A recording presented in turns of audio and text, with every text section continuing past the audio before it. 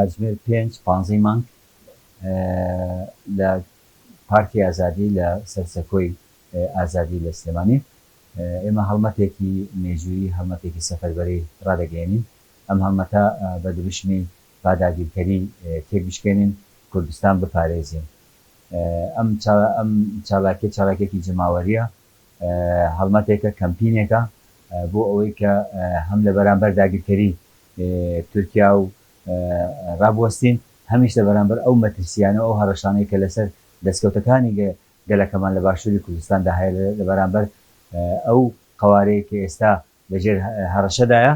لە بەرامبەر ئەوە ئێمە هەڵمەتێکمان دەست پێ کردووە کە ئێمە پێمان وایە ئەمە ئەرکی هەموو کەسێکی وڵات پارێز و ئازادی خواز و دیموکرات خوازە، ئەمە ئەرکی ژنان، ئەرکی گەنجانە، ئەرکی ڕۆشنبیرانە، ئەرکی خێڵ و هۆز و عشیرەتەکانە، ئەرکی هەموو گەل و نەتەوەکانی کوردستانە کە وڵاتەکەی خۆیان بپارێزن و لە بەرامبەر ئەو دهێرش و شاڵاوە داگیرکارانی کە بەسەر باشووری کوردستاندا هاتووە ڕوبەڕووی ببینەوە و بەرگاری ببینەوە و دژی ڕابوەستین. ئەمە وەکو ئەرکێک ئێمە کۆمەڵێک ڕێکخرا و کەسایەتی و پارتولایانین کە بەیەکەوە دەستپێشخەرێکمان ڕاگەیاندووە. ئەم دەستپێشخەری دیموکراتی گەلە لە بەرامبەر بە داگیرکاری، لە بەرامبەر ئەو هەڕەشانەی کە بۆ سەر دەستکەوتەکانی گەلەکەمان لە باشووری کوردستاندا هەیە.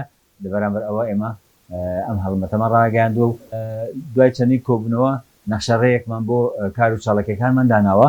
ئەو نەخشەڕەیە هەر لە بایکۆتەوە تا دەگاتە کۆمەڵێک کار و چالاکی جەماوەری کە کاریگەری خۆی هەبێ دژ بە داگیرکاری، کاریگەری خۆی هەبێ لە بەرامبەر ئەو پیلانگێرانێکە بەسەر خەڵکی باشووری کوردستاندا هەیە، لە بەرامبەر ئەو هەڕەشە و گڕۆشانێکە لە بەرامبەر دەستکەوتەکانمان لە باشووری کوردستاندا هەیە. لە بەرامبەر ئەوە ئێمە هەڵمەتێک ڕادەگەێنین. هەڵبەتە چالاکی شێوازی زۆرە، هەرچی پێویست بێ لە بەرامبەر داگیرکاری دەیکەین.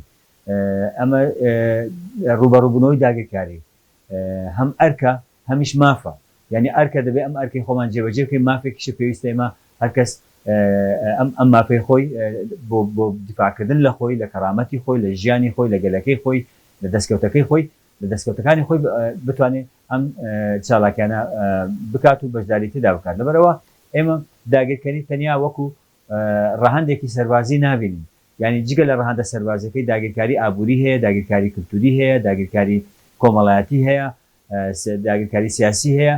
ئەمڕۆ لە باشووری کوردستاندا داگیرکاری تورکیا هەموو جۆرە هەموو شێوازەکان و جۆرەکانی داگیرکاری پەیڕەو دەکات و بەڕاستیش ئەگەر ئێمە ڕوبەڕووی داگیرکاری نەبینەوە، تورکیا دەتوانێت ئیتر بە شێوەیەکی تەواوەتی ئەو هەنگاو بە هەنگاوانەی کە پێشتر ناوێتی ئەمڕۆ تەواوی بکات و ئیتر باشووری کوردستان داگیر بکات، کۆمەڵکوژی بەسەر گەلەکەماندا بسەپێنێت. لەبەرەوە ئێمە بانگەوازی لە هەموو کەسێک دەکەین، بانگەوازی لە هەموو ژنان، ئازادی خوازان، گەنجان، ڕۆشنبیران، هەموو چین و توێژەکانی کوردستان دەکەین کە بە ئەرکی وڵات پارێزی و نیشتیمانی و دیموکراتی خۆیان هەڵسن لە بەرامبەر داگیرکاری و لە بەرامبەر ئەو هەڕەشانەی کە لەسەر دەستکەوتەکانماندا هەیە.